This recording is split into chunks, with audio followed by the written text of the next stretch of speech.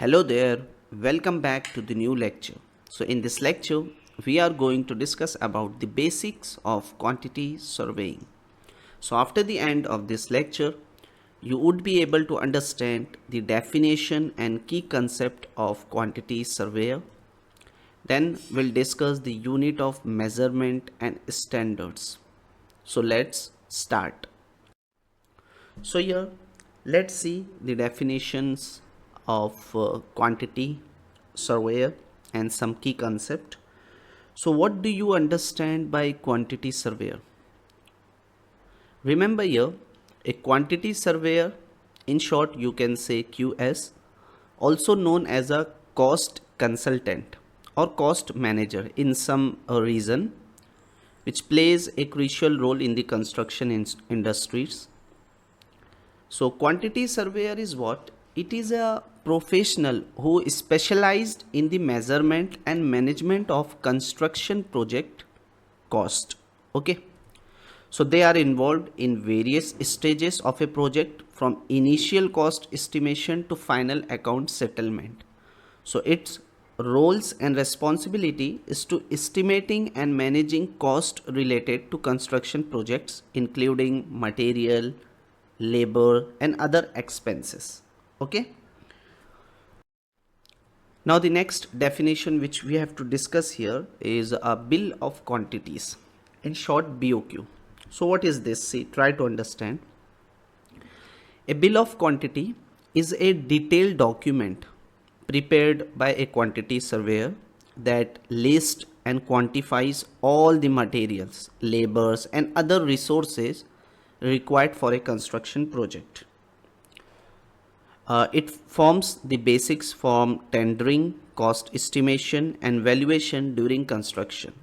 So the BOQ provides a clear breakdown of all costs involved in the project, helping stakeholders to understand the scope and budget required, and it is used for budgeting, tendering and cost management throughout the project life cycle. Okay. Here see, here I have taken one example BOQ for a residential building project. So in that, when you see in the first column, here the item number is given, description, unit, quantity, rate in dollar and amount. So let's see, in this example, first is item number. So each line, remember, each line item is sequentially numbered for reference. Okay. And description specifies the type of work or material required, like concrete work. Under that, foundation column will comes. Okay. And here you can see the unit. Here the measurement unit is given. Okay. And in the next column, the quantity, it is the amount of material or work needed, that is given here in quantity. In rate, you will get the cost per unit in dollar. Okay. And here in the amount, here the total cost for each line item is given, means the quantity multiplied by rate, you will get the amount. Okay. Let's see, for concrete work, if you go, first is coming foundation. Okay. So under this foundation, the quantity 100 is written here, their unit is written, and rate their amount. Okay. So this is just an example for a residential building project, how we have to prepare the bill of quantity. Okay. Now let's see, the next one is cost estimation. So what is this? See, cost estimation involves predicting the financial investment required for a construction project. So quantity surveyor use various methods such as elemental cost analysis, unit rate pricing and historical data analysis to estimate project cost accurately. Let's see the example of cost estimation for a small office building. Here in that, first is given here site preparation and foundation. So in that, first point, excavation and earthwork. So 500 cubic meter at 20 dollar per cubic meter. So here you will get the amount if you know the rate per unit. So amount is 10,000. Same way for foundation concrete 100 cubic meter at $150 per cubic meter. So total amount is 15,000. For structure work, in this way generally we have to estimate the cost, we have to do the cost estimation. Structure steel and concrete frame. For roofing materials, here it is given.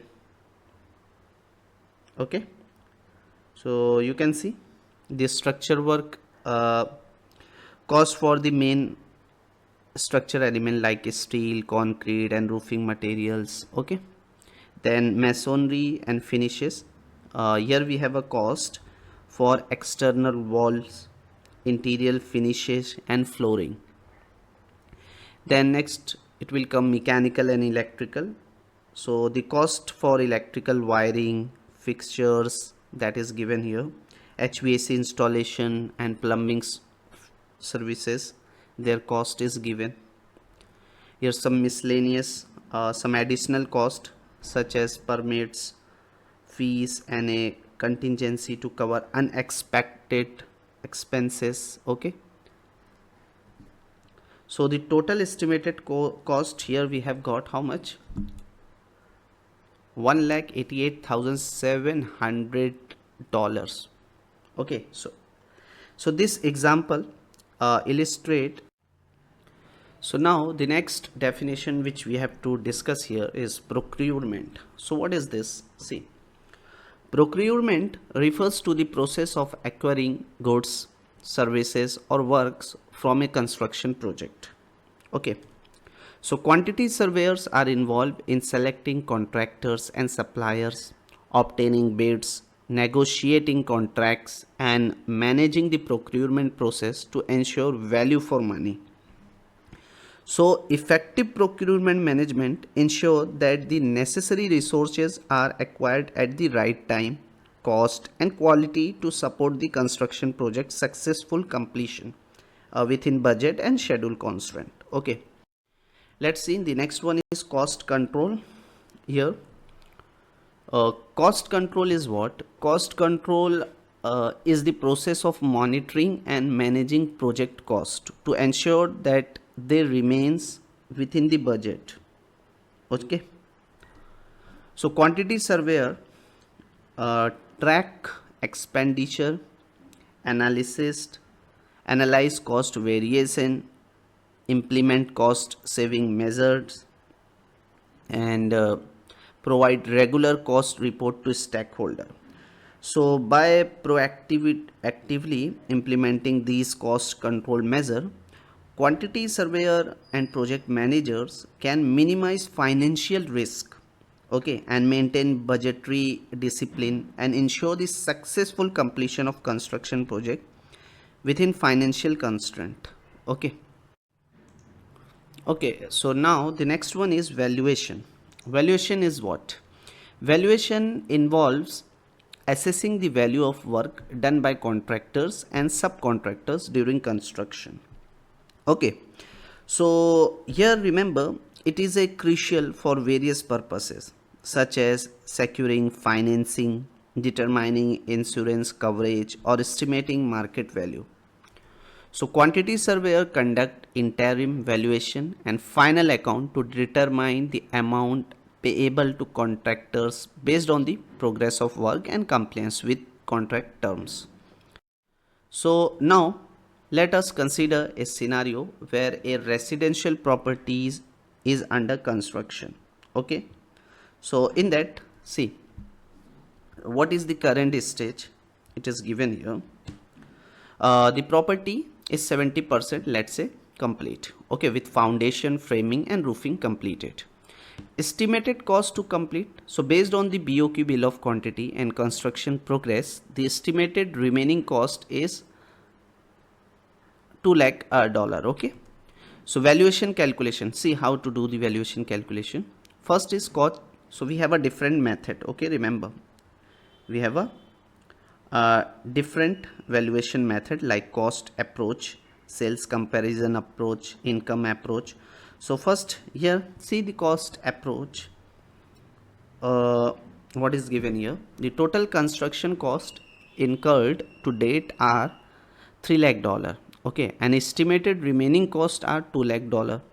So adjustment for depreciation and obsolescence result in a total cost valuation of 4,50,000. So here, what happened? Cost this valuation method, cost approach, evaluate the total cost of construction to date, including material, labor, and overhead expenses. So adjustment are made for depreciation and obsolescence. So here we have got 4,050 lakh. Now let's see the sale comparison approach, the next method of valuation, sales comparison approach. So here what we have to do, we have to compare the property under construction with similar completed properties in the area to estimate its market value. So adjustments are made for differences in location, size, and features. So you can see the similar completed property in the neighborhood are valued at around $5 lakh. Adjusting for the property in complete state and estimated market condition, the adjusted sale comparison approach valuation is given here. Now the next method of valuation is income approach. So here the project potential rental incomes or resale value based on market data and rental rate in the area. So here we have to assume the property could be rented out upon completion. The projected rental income and associated property value yield and income approach valuation is coming 4,70,000. So based on this valuation method, the estimated value of the residential property under construction ranges from $4,50,000 to $4,80,000. Okay, so this valuation helps stakeholders such as lenders, developers, and insurers make informed decision about financing, insurance coverage, or potential resale value once the construction is complete. Okay, now let's see the next, the valuation, variation, and change order. What is this? Variation refers to changes in the scope of work or specification of a construction project after contract has been awarded. Okay, so I think all of you understood what is mean by variation and change order. Okay, so quantity surveyor manage variation by assessing their impact on cost, time, and quality, and negotiating change order with contractors. Next one is the risk management. So risk management involves identifying, assessing, and mitigating risk that may affect a construction project's cost, schedule, or quality. So quantity surveyor develop risk management strategies and contingency plans to minimize the impact of potential risk. Then finally, the next one is final account. So here, see, the final account is what? It is a summary of all financial contraction and adjustment related to a construction project. Okay, so quantity surveyor prepare the final account at the end of the project, reconciling actual cost with budgeted amount and resolving any outstanding claims or dispute. Okay, so here you have to remember the final account provides a comprehensive overview of all financial transaction related to the construction project, reconciling cost, variation, adjustment, and revenues. So it serves as a critical document for closing out the project. Okay, facilitating final payment and evaluating the project financial performance against initial estimate and budget. Then finally, the next is building information model. So now the next topic which we have to discuss here is units of measurement and standards. So units of measurement and standards are fundamental in quantity surveying for accurately quantifying materials, labor and other resources required for construction project. So here I will show you some common units of measurement and standards used in quantity surveying. So in that, the first one is length. So unit of length is what all of you know: meter, centimeter, millimeter. Okay. Standards, international system of unit, is commonly used for length measurement in most countries. Okay. Then we have a area. Their unit is written here, square meter. See this standard. SI units are widely used for area measurement. Then volume, their unit cubic meter. So here also in standard, SI units are generally used for volume measurement. Next we have a weight, a mass or weight. Their unit is kilogram. SI unit for mass measurement generally we are using. Then the next is time. Their unit hours. Standards is given here. Time measurement are typically based on hours only.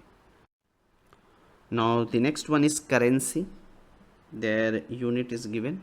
Various example USD, GBP, EUR. Standards are given here. Currency values are typically based on national or international currency standards. Then the next is material quantities.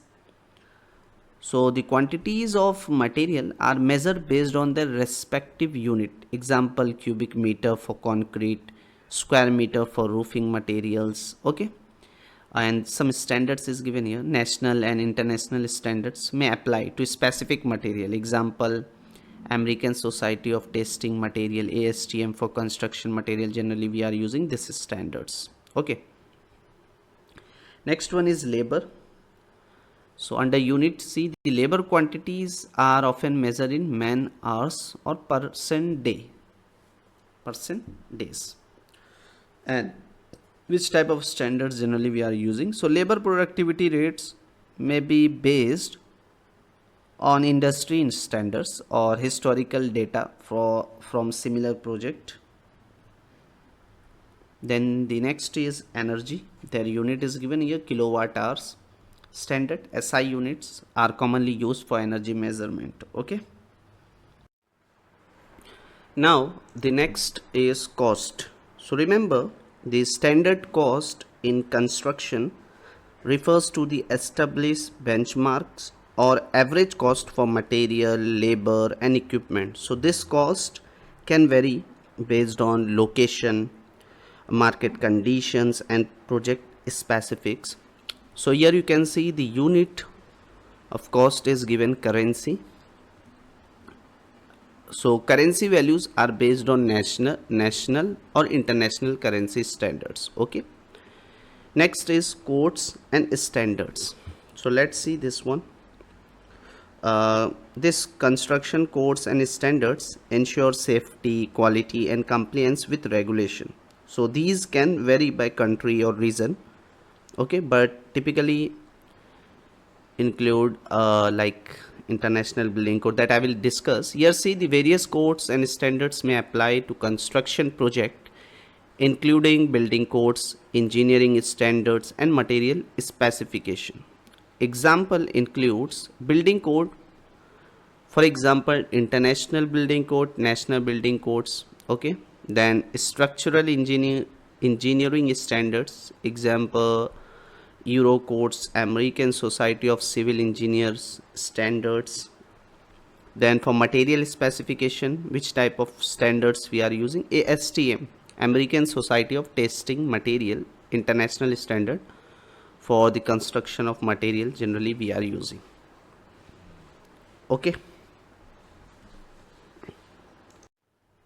So now the topics which we have covered in this session. First we have seen some definition and key concept of quantity surveyor. Then we have discussed the unit of measurement and standards. So this is all about the basics of quantities surveying. I hope all of you enjoy this session. See you in next one.